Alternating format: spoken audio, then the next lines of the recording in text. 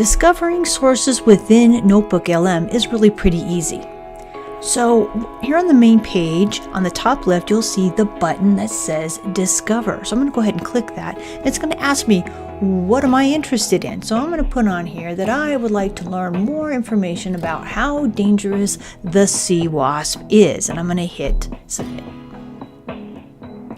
Now it's going through the internet and going all over the place trying to find sources that might help me to learn more information. Now I got 10 sources here from all over the internet, from web pages to PDFs, etc. If I don't want those sources, I uncheck the box. But if I want all of them, I'm going to click Import. I'm going to go ahead and import all of them. I can remove them later, of course.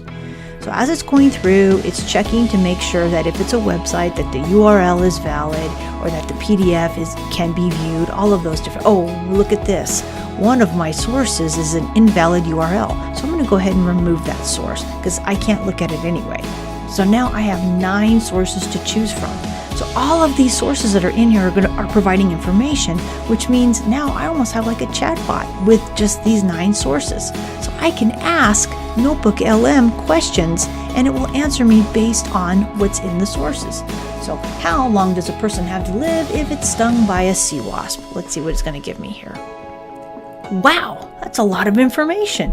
And you can see as death can occur as low as 30 seconds or take as long as 5 to 10 minutes. Wow, that's pretty cool. So I can ask question after question after question of NotebookLM, and as long as it has those sources, it will try to find as much information as it can for me within the sources.